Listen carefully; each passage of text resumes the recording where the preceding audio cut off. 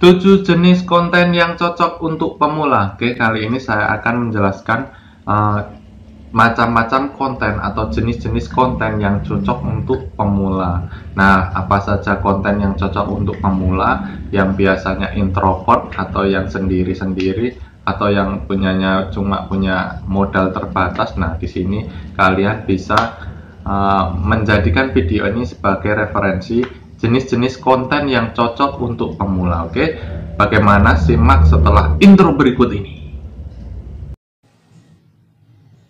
Namun sebelum lanjut, jangan lupa klik subscribe dan aktifkan lonceng notifikasi agar kita bisa terus berbagi informasi dari channel Yidan Sakya.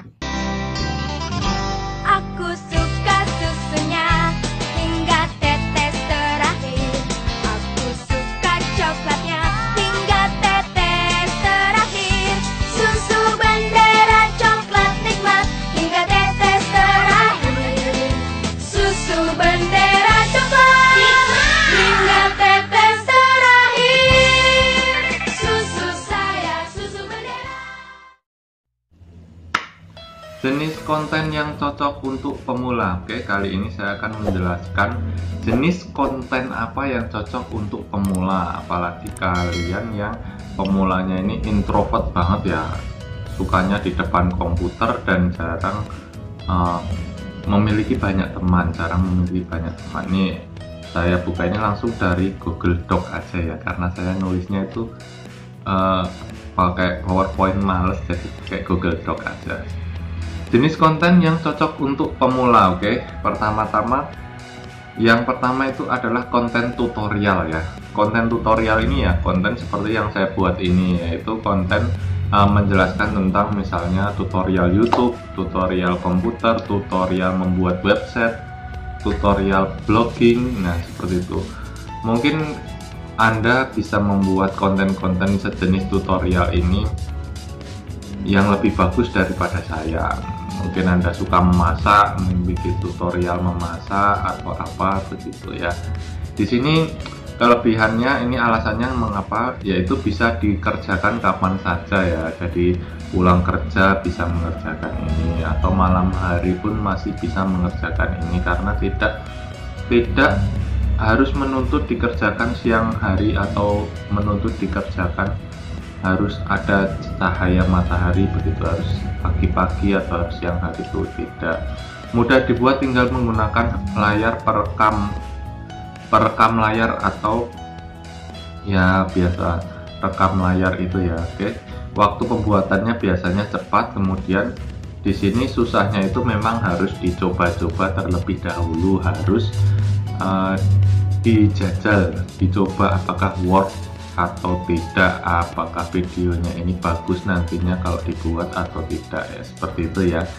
Oke, lanjut. Yang kedua itu adalah konten game. Nah, bagi kalian yang suka untuk memainkan game atau bermain game itu, konten game itu sangat banyak peminatnya ya, apalagi yang game-game besar, game-game online seperti Dota, kemudian Free Fire, kemudian COC dan lain-lain itu.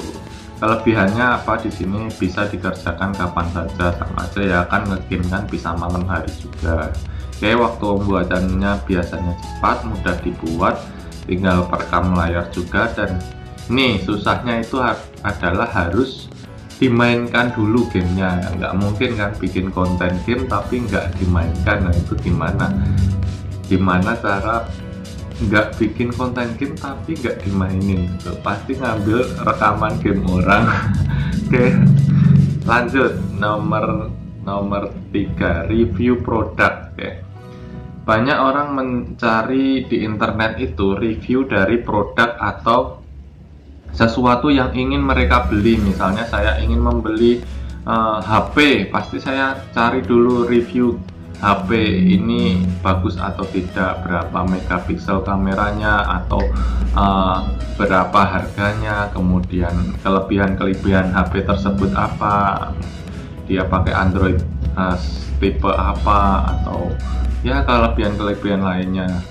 Pasti banyak mencari review dari produk seperti itu. Kesulitannya apa di sini? Butuh modal ya. Kalau yang mengambil konten review produk ini kan biasanya harus membeli dulu produknya, kemudian di review.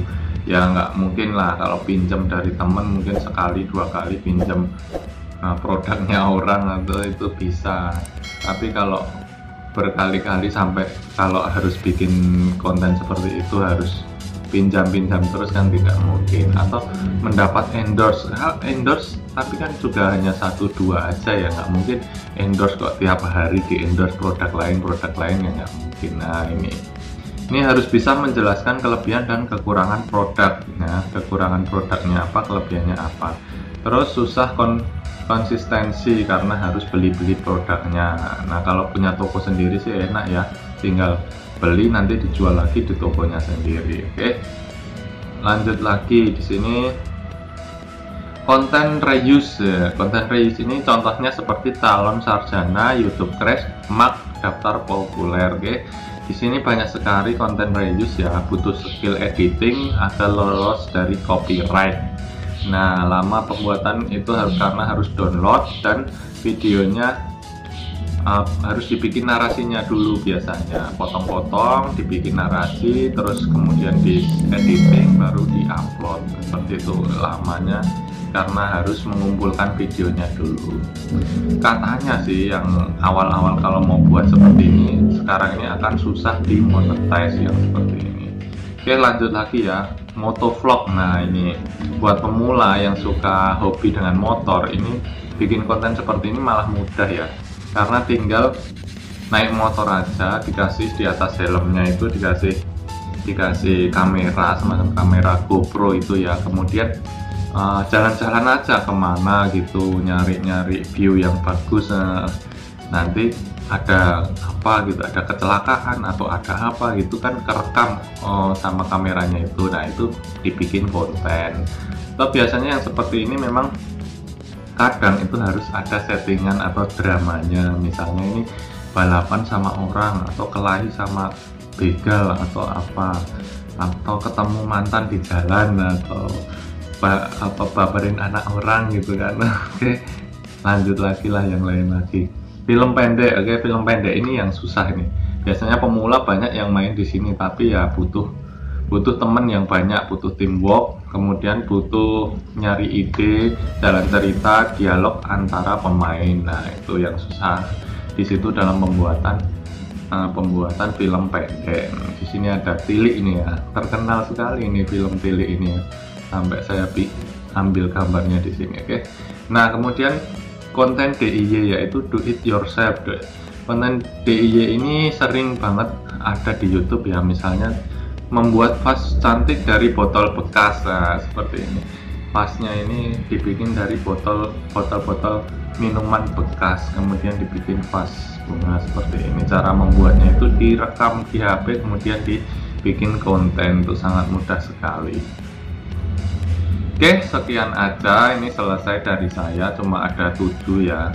Kalau ada yang kurang atau lebihnya bisa dicari sendiri, tapi buatlah saja konten sesuai dengan hobi kamu. Kalau kamu senang melakukannya, konten yang bermanfaat, maka kamu akan senang dalam membuatnya. Oke, jangan lupa klik subscribe dan nyalakan loncengnya. Oke, terima kasih.